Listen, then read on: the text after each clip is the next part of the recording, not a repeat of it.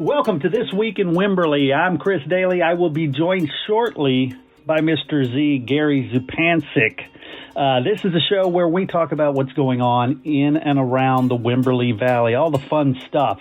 We will get to that in just a moment, but first, quick message from some people who made this show possible. Premier Cuts has locations in San Marcos and Kyle, and man, they are the absolute best. I can say this for a fact because I have been getting my hair cut there for well over a decade. And if I do say so myself, I think it looks really nice. They have some great specials. Wednesday, $14 men and boys haircuts, and Tuesday, $16 women and girl haircut. Both of those are $5 off the regular price. They also have the amazing airplane chair. If you have a kid who is getting his or her hair cut, sitting in the airplane chair will keep them distracted, keep them entertained, so the stylist can get their work done. The San Marcos location is on Aquarina Springs, and the Kyle location is just to the right of the HEB Plus. Again, that's Premier Cuts in Kyle and San Marcos. Looking for a one-stop shop for all your indoor, outdoor, garden, and ranch needs? Look no further than King Feed and Hardware. Our customers rave about our old general store vibe and the unique, eclectic mix of products you won't find anywhere else. Whether you need tools for the garden, supplies for your pets, equipment for your livestock or construction business, or just something for your home, we've got you covered. Plus, don't miss our destination nursery and garden center with a constantly changing inventory of plants, trees, vegetables, yard art, and outdoor furniture. Bring the family and visit our animal residence or pick up toys, games, and books for the kids. Come see us in Wimberley, Texas, and discover what makes King Feed and Hardware the ultimate shopping destination. All right, everybody, join me in welcoming Mr. Z, Gary Zupancic. How are you doing, Gary? Doing well. Doing very well, as a matter of fact. We got a little bit of rain, and that always helps. That always helps. But, you know, we got a lot of big stuff coming up. First of all, the VFW Rodeo, which is the 77th annual Independence Day Rodeo, it's going to be held on Friday, June 30th, July 1st, and July 2nd. So it's 3 days. The gates open at 5:30.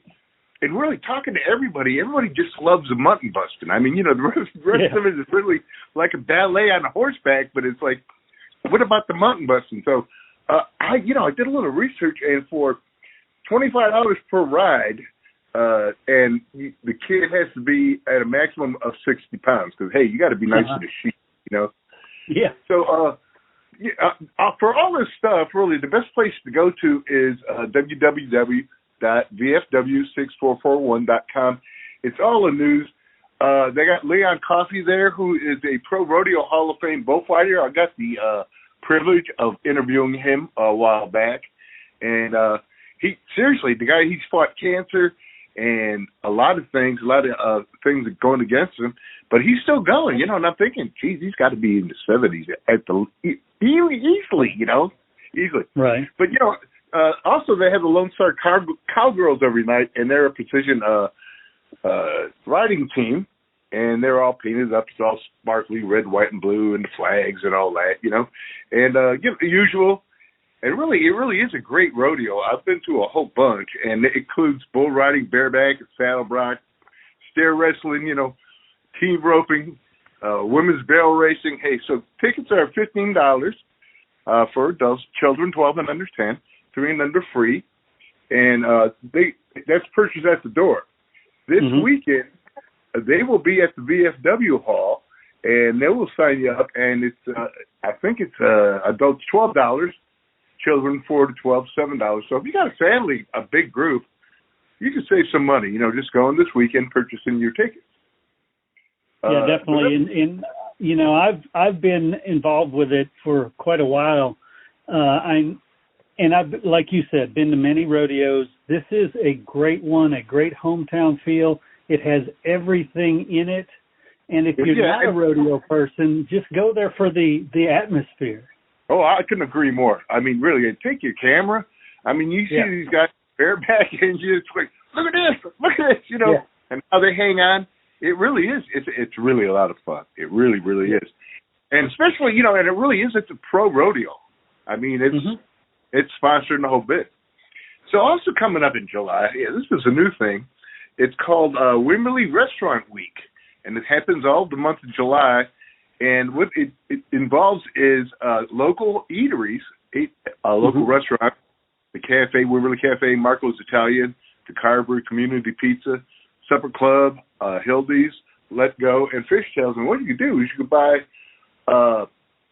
I guess, a gift card for $50, but you can get a lot more out of it. So really, the best way to get all the information, because there is a bunch of things you have to do in order to redeem it. It's a Wimberley Restaurant Week, all one word. And proceeds go to the Wimberley Valley students at Camp Community. So that's a summer camp. Nice. One thing I wanted to mention about restaurants. Wimberley has a bunch of great restaurants, some newer ones like Hildy's. I was pleasantly surprised there. The new owners at Marco's, I talked with them. None of these are sponsors yet, so I'm not promoting them because of that. But do us a favor, if you go by there, tell them you heard them on the show this week in Wimberley. Hey, great idea. The Let Go is just, it's the newest hot spot in town. Everybody keeps asking, have you been, And Fishtails, hey, that place is always packed on Fridays because they have music. They have Butera and all that stuff. Coming up, Wimberley Players. They're going to be putting on Agatha Christie's classic Who Done It, and Then There Were None on June 30th. And, if you like, Agatha Christie, to me, anytime there's any production on TV that I see, I enjoy it immensely. And I've seen the same story done by different actors, and it's always a thrill. So, seeing it live is something else. So, it was also called 10 Little Indians. Which one by one they get knocked down, So it really is a classic Who Done It. So, okay, so really we get up to July 4th, and it is going to be held on the parade's going to be held on July 4th. That never moves, and it starts at 10 a.m. and it runs down Ranch Road 12 through downtown, and it's a good there's always a good place to sit and watch it. It goes all the way back to across the bridge, I believe, over to City Hall.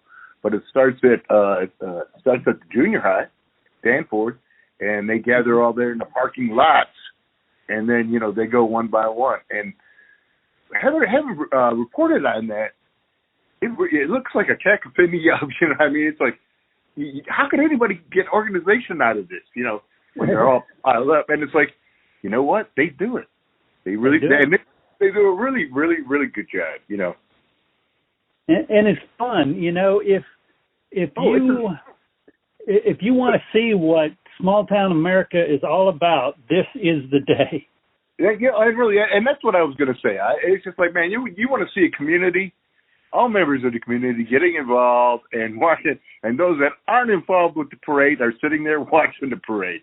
Yep. So that's coming up. That's coming up. I think it's a week and a half, something like that. Okay. We get down to music this weekend. At 10:15 on the patio porch of KWVH is Jordan Matthew Young, Marvin and Laura Butera at Fishtail 6:30. Saturday, Guitarista Kelly at Wimberley Inn and Bar, Aaron Tilt at the Henson Square at 12. At 1, Jeremy Parsons at Rough House. 3 p.m., Jerry Burns at Middleton Brewery. 6 p.m., Taylor Alexander at Rough House. Also at 6, Guitarista Kelly at Corzal de Mexico. 6 p.m., Jesse Lee at Hay City Store. 7 p.m., Angelo and the Blue Dogs at Savages. And 8 p.m., Matthew Ryan at Mercer Street. Excuse me. Sunday at noon, Emily Monson at Henson Square. 1 p.m., Robin Ludwig and Lunch Meat Hootenanny at Devil's Backbone. And really, seriously, I interviewed Robin and I was trying to get out why everybody called her husband Lunch Meat. And I never did get an answer. She kept pussyfooting around it. And it's like I asked her like 3 times, Oh, it's better left sometime in the future. That type of stuff, you know. But yeah, they call him lunch meat. 3 p.m. Michael James at the Middleton Brewery. 3 p.m. Dale Watson at Mercer Street. 4 p.m. Brandon Padier at Ghost Note. 4 p.m. Bear Ryan at Savages. 6 p.m. Bailey Ray Band at the Hay City Store. That's a new one on me. 7 p.m. James Steinley, Noah McKay, and Gabe Wooden at the Devil's Backbone. Monday at 10:15 a.m. Donovan Hatcher at KWVH Patio. 5 p.m. River Mountain Green at Savages. 6 p.m. Open mic at Middleton Brewery. And 6 p.m. W.C. Clark at Hay City Store. This week's musical guest star, I guess, or musical who we're featuring, is Billy Bright and Geezer Ride. And there's a really, really, really great story that I got from him about this. He said, I guess he was living near Wimberley, and him and Billy Bright and his friend Alan Mundy and Slim Ritchie were both living here, and they would get together for epic jam sessions where they would just let the tape roll and, you know, have the microphones on and see whatever came up. So at one of these jam get-togethers was in the fall after one of Alan's epic jam sessions where Slim, a 16-year-old Sarah Jarose, and her bandmate Sam Grissom and Alex Hargraves picked late into the night. The next day, Sarah's parents had called Alan to have a laugh, telling him that they overheard the kids in the back of the car on the way home say, "Man, sometimes those old geezer jams are the best." So around the same time, Alan and I had been working on a new tune. They co-wrote a little, and they were inspired by a Bill Monroe Southern flavor because he plays mandolin, you know. And he said, here, he asked the boy and said, "Here, you write the rest." So he came up, and, you know, they said, with the song, and said, you know, we should call it Something Ride. Something Ride. And then Alan suggested the Geezer Ride. So that's how Sir Jarose came up with the name, I guess, back in '60. So here it is.